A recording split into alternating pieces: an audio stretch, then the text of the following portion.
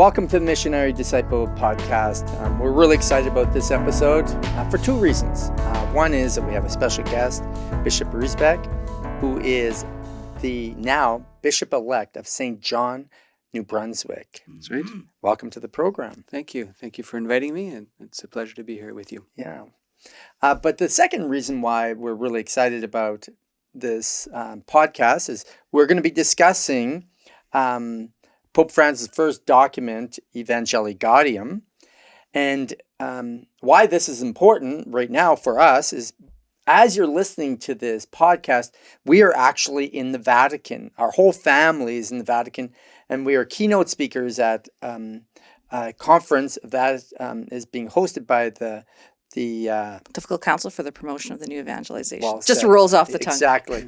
And so we're presenting on this topic, and so we're really excited. I'm sure right now we're ecstatic as the Pope is sitting with us and maybe hanging out. Yeah, hanging out. Totally. Anyway, so this is really exciting, but maybe you can begin the discussion with the Well, bishop I'll with begin us. the discussion with trivia. The Episcopal motto of Bishop Riesbeck is, in fact, Evangelli Gaudium. So what inspired you to choose that? Well, good question.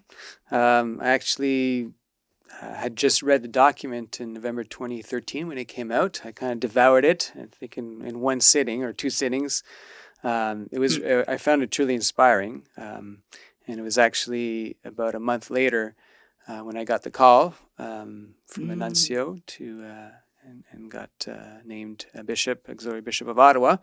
It was fresh in my mind, fresh in my heart, and I wasn't sure if I could use the title of a apostolic exhortation as my Episcopal motto, but Archbishop Prendergast assured me that was possible. So I was because I wanted something to do with joy and evangelization. Especially being a companion of the cross, and our main charism being evangelization, and seeing how much joy-filled Christians have really inspired me to live the call, and especially amongst companions of the cross brothers. When I became a priest, or when I was discerning becoming a priest, I think the joy that I saw in them and their zeal for evangelization, for the mission, really inspired me. So. The joy of the gospel was a perfect Episcopal The motto. title in itself is enough to get you That's right. excited. Yeah. Oh, so you remember being at his installation? Yes, I sure do. And boy, It was we beautiful. felt the joy of the gospel that day. I remember you, presenting and speaking, giving a little bit of a testimony, and just the whole experience was your motto. It was the joy of the gospel. We knew that Jesus was being lifted up, and it was all about him. It was about you as a bishop, but more important that you were lifting the name of Jesus up, and it was powerful. It was powerful. Yeah. That was beautiful. I remember the joy of you just going around and giving your first apostolic blessing around the cathedral, and the roar in the church was just awesome. Yeah, I wasn't expecting that, but that was very very moving. Yeah, it was really moving for all of us. That. I remember just actually walking in at the beginning of the ordination. Bishop Scott and another priest from the diocese were escorting me in, as is the custom. And when I walked in and saw the full cathedral and just the joy in the people, Bishop Scott looked back at me and said, just breathe. Like coaching a bride. That's right. So it was awesome. It was. So what you said that you devoured the document as soon as it came out as a priest, and it just meant so much to you. Let's talk a little bit about that document and your initial impressions as you were reading. What was going on? Well, I was already sold on the first line. I'm just going to pick it out here. I've pretty much memorized it, but just to make sure that I'm quoting it correctly. I want to make sure. Just the opening line. The joy of the gospel fills the hearts and lives of all who encounter Jesus. Amen. Those who accept his offer of salvation are set free from sin, sorrow, inner emptiness, and loneliness. With Christ, joy is constantly born in you. Yeah. That's like the the basic gospel message. Yeah. Yeah. Right there. The importance of having that encounter with Jesus, which is the foundation of our relationship in the church, and the call to mission. Without that initial and ongoing relationship, it's difficult for people to receive his teachings and even to be involved in the church. Especially when you're looking at people that are in the peripheries, and those that maybe don't have a connection, or maybe have lost that connection with Christ and with the church. It's in this document, I think, that Pope Francis says that there's a big difference between knowing Jesus and not knowing him. Mm-hmm. And so, that's a quote about that as well. Yeah. So it's appropriate that that's the first line of the document, is that the joy of the gospel is really about Jesus, experiencing, encountering Jesus. And that's really been one of the themes of his pontificate. I mean, this is really almost the manifesto, of the Holy Father, or the foundation for all his pastoral initiatives and pastoral thinking. He's really a bridge builder, and really wants to reach out to people, especially those who are in the peripheries, and always calling the faithful to go out to the peripheries. Not being isolationist in a sense as a church, but seeing the church as a mission, and we in turn as a mission. And our mission is to proclaim the joy of the gospel, to bring people in that initial and ongoing relationship with Jesus in the church.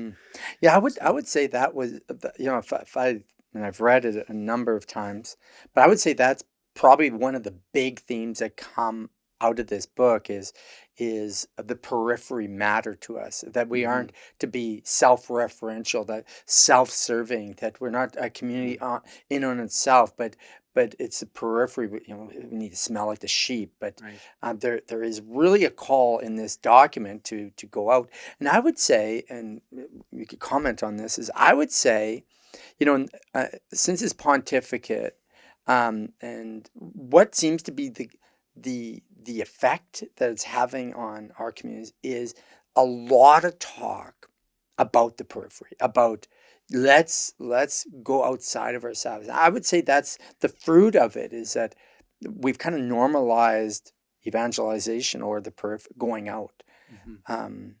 Would you say that seems to be the reality that's playing out? I know we have a long ways to go, but I don't know. That's absolutely correct. I mean, the temptation, for instance, if you're in parish ministry, is to just, minister to the people that are in the pews. But we need to go from, as we often hear, from maintenance to mission, and that means going out to the people that are not in the pews, going into the workplaces and into our schools, into our hospitals, wherever the marginalized are located. And I think CCO does that so well, one person at a time on university campuses. But in parish ministry, I think so often the temptation is just to, like you said, be self-referential, and we do a lot with the people that are there, that are maybe already converted, in terms of ministering to their needs. But I think we also have to equip them to go out to the periphery. So I think there's maybe kind of like a 3-step process, and it was the process that Jesus used with his own apostles. He chose 12 apostles. Oh, pick the master. Yeah, that's right. I think he's a great model. Yeah, exactly. But he said, "Come and see." So they had that encounter with him. They fell in love with him, and then he taught them how to pray. He formed them, and then he equipped them for the mission, and then sent them out.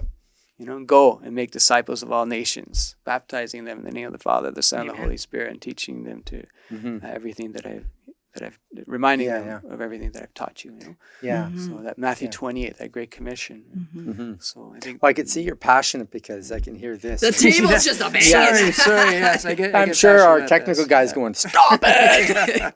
Calm that guy down. I'm a French guy, and I tend to hit people. It's like, I'll tell you, No, exactly. So you get that. I think the church, from my vantage point, at a diocesan level and at a parish level, there is a serious discussion about an orientation to the periphery. And so that's a good thing. But I think also kind of connected to this is, I mean, his predecessors talked about it all the time, but that we are missionary by nature. But when he said, by virtue of our baptism, that we are all missionary disciples, but how important do you think that was, or that is to? Well, I can read you that quote, actually. Yeah. You're going right to the source. Yeah, that's right. Let's go to the source here. Paragraph 120. In virtue of their baptism, all the members of the people of God have become missionary disciples. And he references Matthew 28. All the baptized, whatever their position in the church or their level of instruction of faith, are agents of evangelization. And it would be insufficient to envisage a plan of evangelization to be carried out by professionals, while the rest of the faith would simply be passive recipients. So the new evangelization calls for personal involvement on the part of each of the baptized. Every Christian is challenged here now to be actively engaged in evangelization. Indeed, anyone who has truly experienced God's saving love does not need much time or lengthy training to go out and proclaim that love. When you fall in love with Jesus, when you've had that encounter with him, the desire usually is there to share that good news with everyone. That's exactly the section we were given to speak on today, that whatever, speaking We're in talking the future. about it right now. It's like Back to the Future right really now. Weird, but here we are. But this is the We're section over that there. was assigned to us to speak on. And so beautiful. we'll have the whole family up there. So we'll have, even Natalie and Jana giving witness to... Natalie is 16 years old and Jan is 13 years old. Yeah, I guess I should give some Right. context. Yeah. You're never too young, you're never too old to evangelize. Yeah, there'll be... you're right. I'm 50 now. For the Wait a record. minute. Hey, it's your birthday today. I know, I'm It is. older. It's not your birthday right now as we speak, but as you guys listen, it's your Yes. birthday. You're 39? Happy birthday. Thank you. Thank you. Yeah. It's kind of weird, kind of being... Going back in Yeah, time. being present and in the future at the same time. Yeah. This is... but let's get back to the topic. So, Pope Francis is making this point that, and wow, that's a great quote, that by virtue of our baptism, that we are missionary disciples. And that's kind of the first, I think, public stage that the term missionary disciples came out on. Although it was in the Aparecida document, which is really only known by the church in Latin America. It wasn't really well known outside of this fronting of the word that, and we know that Cardinal Bergoglio was the main author of the Aparecida document, which was a pastoral plan for the bishops of Latin America. Yeah. So this language comes in here. You sound very intelligent over there. Oh, wow. Yes, I am. So anyway, so this is this debut of it, and it's really had an enduring effect that we've surely hung on to it, because we speak of, for 20, 30 years, we've been speaking about holiness and mission have to go hand in hand. And this is really what he's unpacking with the term missionary disciples, that we know Christ, we love Christ, there's a joy, and that joy sends us out. And if you don't know him and you don't love him and you don't have the joy, how can you actually go out? And how is it effective unless that joy is present? Exactly. So the two have to be these two sides of the coin that are in motion, that are evident. And we would have used terms like contagiousness to express that joy. But, he's just giving terminology that makes it, for us, legit, because we've been saying it from our experience. Yeah, but it resonates with the average parishioner, And I think, the joy that comes out of it, and we're all called to be missionary disciples because of virtue of our baptism. I think it comes as quite a new idea for most, a suggestion for most of our people are going, what? Yeah. But they're hearing about evangelization, but this is now it's telling you are. It's not saying you have to become one, but you are. And how do you think that generally the response is to that? I know we don't know every soul out there, but in general, what do you think is happening out there in regards to the people hearing this? I think for many people it's new. It's still new. I don't think we've done a really good job of explaining that baptismal call. I think a lot of people would understand the universal call to holiness from baptism, but maybe they don't understand the mission part as much, because I think as Catholics, we like to. We think that faith is a little bit more private. Whereas, I remember the Archbishop one time, it was in the hallway here in the Dawson Center. And This is it. I know it's coming. Okay. yeah, so, he yells across the hallway, "Are you keeping the faith?" I said, "Of course I'm keeping the faith." "No, you got to give it away."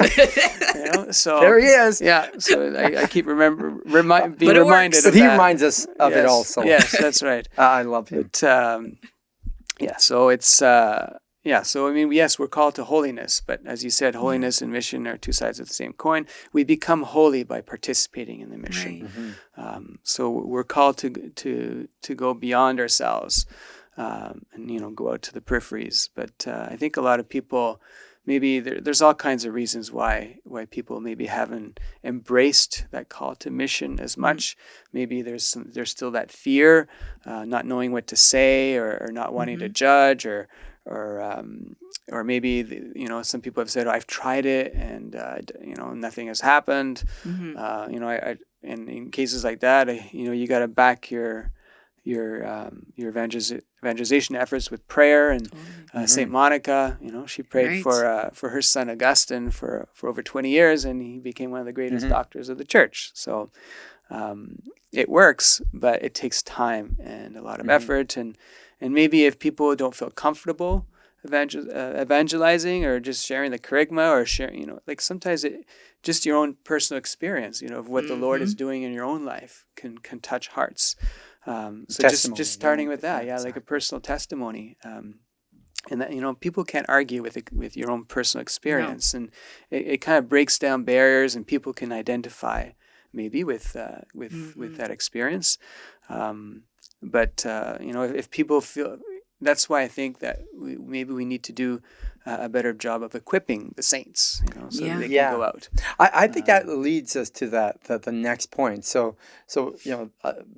what I feel might be, from my experience, what seems to be enduring from this document is the third one. We're hearing a lot about accompaniment, but I would like to add to that the intentional accompaniment of people, because you're talking about a group of Catholics, and there are many of them who I think aren't offended by the suggestion that they're missionary disciples, but they, like you said, are unable to really embrace it because of lots of reasons. And I think this is where intentional discipleship of those who do know that they got to, as Sherry Waddell would describe them, that they are intentional disciples, And it's not a lot of intentional disciples in our parish, in our diocese. But if we could mobilize them to actually allow those parishioners of saying, yeah, I think I'm ready to become this, to actualize my baptismal call. These intentional disciples can actually help these people. And this is where leadership is really important, smelling like the sheep, if you will. That, anyway, maybe we could talk a little bit about that. Is the ones that are intentional disciples, what role do they play in helping the other parishioners who maybe haven't had that encounter yet, or don't know how to be a missionary disciple? What role do they play? Because a lot of those those intentional disciples are actually watching this podcast, and they're frustrated by so many Catholics are kind of almost indifferent to this high calling of being a missionary disciple. So how important are they in helping bring about actualizing what Pope Francis talks about is a missionary conversion, a pastoral conversion? Talks about a lot in this book. Well, I mean, they're absolutely crucial. First of all, I think sometimes as priests, as pastors in parishes, we put out the call to participate in different things like an Alpha or Discovery, faith study, or some faith formation course, and sometimes it's difficult to get people to respond. In some parishes, it's a great response. Maybe if there's already a good foundation, where people have been evangelized and so forth. But when you're kind of first starting out and bringing people into that relationship, maybe it's a smaller parish, rural parish, or whatever. you work with the people that Exactly. want to be Exactly. become intentional disciples. Right. And like Jesus chose 12 apostles, and he worked with them intensely for 3 years, and then sent them out. But he started small, and then they multiplied, right? So I think I like that multiplier image, where you start with the people that are really on fire, that are hungry. You form them well, and then they become your leaders in the parish or wherever you are, to help form the others. And So- sometimes it helps when it's peer-to-peer ministry, and not just a priest going up. Exactly. Or So will you say, I mean, this is a really good point, and I think people would understand it, but usually it's not, it doesn't play out this way. But you're saying actually start small. But usually what we do is we have, a parish retreat and we bring a bunch of people.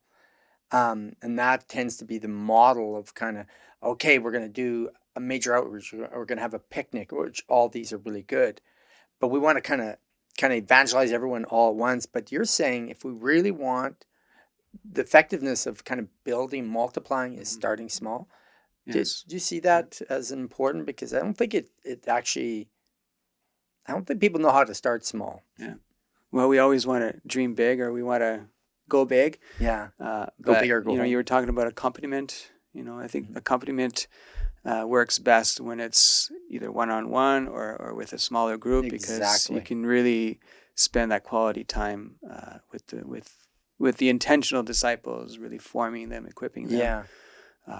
Giving them the tools, maybe helping them to explore and discover their charisms, and their gifts, so that they can be effective in the work of evangelization and that mission that they're called to. But I think working with a smaller group can be a little bit more effective. Well, I know that, before you were a bishop, you were actually a parish priest, and you did a lot to help transform that parish and make it a parish of missionary disciples. And we'll be actually talking more about your experience while you're working in your parish, some of the things that you did. But from what I understand is that this probably principle you worked with is start small, build intentionally accompany your leaders and multiply them so that they could do what. Right, because you're really talking about leaders or others that could have that capacity to do the accompaniment. So, Jesus did still put on large events and picnics, actually, because He did. You're right. He yeah. multiplied. He brought the he did. fish and the loaves. Because people can receive at certain levels, right? But then in terms of By the way, I see the parish picnic much different right now. do you? Yeah, I understand. It is very biblical. Okay. Anyway, continue. I don't even know what I was going to say because you interrupted me about the parish picnic. But there's a capacity to do the preaching and the parish missions, but then that investing in people who are ready to really run and be leaders, that's where that accompaniment that we see that Jesus worked the 3 and the 12, and that there's more time that's invested with those that the Lord is showing you to invest in. But then even along the way, Jesus has accompaniment conversations with the woman at the well and the lepers, and there are what Jesuits would call spiritual conversations, where there's a moment you're given to accompany a person. It's not necessarily meant to be a lifelong journey, but that through that accompaniment you're able to guide someone along the path, and that's it. Like it's this journey to growing in more perfection of being like Christ, and so along the way there'll be different voices that will help us to know the path. But yeah, it's new. Like he would have spoken about accompaniment, and I don't know that that's been in any church documents before. It was new to me. But when I read it, I remember thinking, like, this describes how we do what we would use the word discipleship, which actually had a few problems because people felt it was a very Protestant term. Do Catholics really use that word? Well, of course, it's not a Protestant term, but the word accompaniment actually helped us to put language to it that felt more Catholic. And of course, we would not just accompany. For us, we would say we do intentional accompaniment. That's key. We really know where we want to help people go, and it's not just we'll walk along with you wherever you're going. It's not a a free-for-all. We really want to help people grow in their holiness and mission and in the particular charisms that we have. We want to bring people into the kingdom, into the church. And so it's our intention. And so we're not just, you're wandering the hallways with people, but we're really intentionally bringing them somewhere. And that is really important. Through discernment with the Spirit and with certain... Exactly. Anyway, we don't have to go into that. That's a whole other podcast. Well, we're just, this has been a fascinating discussion. It's great having you. Of this document, I really recommend Evangelli Gaudium, especially the first third. You might get lost in the rest of it, but just that first third, and then at the end of the document, it brings up some really practical, life-giving, great ways of seeing things, really simple, doable language, and so I really recommend you reading it, and also just consider the 3 points that we talked about today. One is that, the periphery matters to us. It really, really does, and that we have to be the ones that reach the periphery because of our baptism, we are missionary disciples. And that's our call, our baptismal implies call. Going out. Yeah, to going out. And that the best way to bring those that are far away is to intentionally accompany them back into the church. And so enjoy the read. We enjoyed spending time with you today. Our next episode, we're going to have Bishop Riesbeck back, and we're going to talk about his experience in the parish. And responding to some of the things we're learning in this document, Evangelli Gaudium. So thank you very much for being with us. God bless.